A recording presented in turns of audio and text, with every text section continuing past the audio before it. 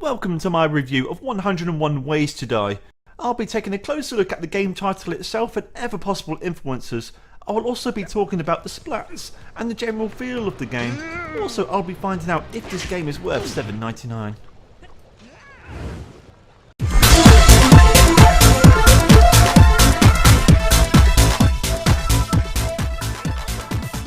Released in March 2016, 101 Ways to Die begins by telling the story of a mad scientist who has cut himself off from society so he can devise ways to kill mankind using his cloned monster creations known as splats as his test subjects. He is almost finished, but an accident happens and he loses a lifetime of research, and this is where you come in. You must recreate the 101 Ways to Die so his goal in life is complete. This isn't directly related to the popular YouTube song Dumb Ways to Die, which came out in November 2012, which amassed over 124 million views so far. Coincidentally, there was actually a TV series called Room 101 on the BBC, where celebrities are given the chance to banish their worst nightmares. There are 5 areas, the first of which is their tutorial. You must get a certain number of stars to unlock each area. These are obtained by completing levels. You can get up to 3 stars per level depending on your performance. Though even later levels can require a number of stars before you can have access to them. You have to begin with their tutorial, which comprises of 3 levels, providing enough information to get started but deliberately encouraging you to think for yourself. For example, first it's telling you where to place the first trap, then it asks you to figure out where the next one goes.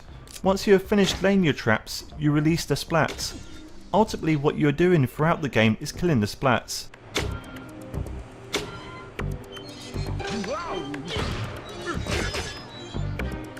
When new traps are introduced later in the game, it does provide information on how to use them.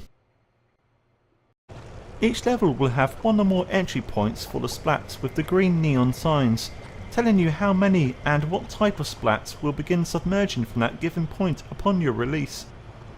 There are 3 types of splats: tank splats, slow but strong, rapid splats, fast but weak, and alpha splats, which are average and are the most common. If you do nothing, they will head to the exit point with the red neon sign, which will tell you how many are allowed to escape before you fail the level. They will never kill themselves if you decide not to lay any traps. This can still be useful if you want to find out what route they will take. Though you can zoom in, you will play most of this game at a distance, which does make it harder to distinguish between the different types of splats. You can speed up the splats, but you do wish this feature could have been faster. There are various kinds of traps available. These could be ones that are activated automatically, for example placing a bumper trap that sends a splat flying in the direction of your choice when they walk upon it.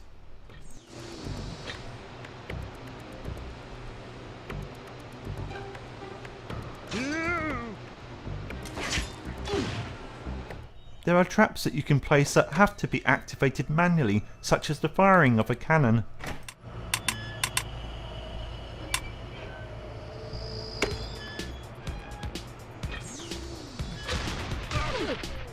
Some traps can be activated manually or automatically, such as landmines and bombs. These in particular can be used to trigger or force environmental traps which are part of the level already, such as using an explosion to set off a boulder.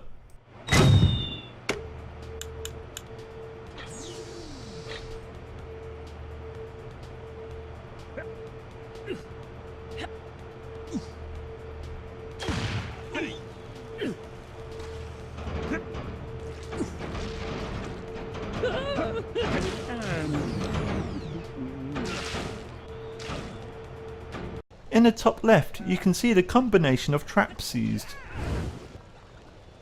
There is a book you can view. In there are 101 combinations of traps.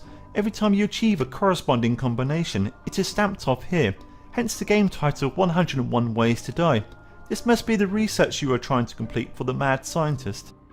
You don't have to remember what traps are in each level, because it tells you on the level select screen. Another game that had a similar idea was Happy Rooms, a free game released 6 months later where you had to lay traps and a man would fall down and you would hope to do as much damage as possible.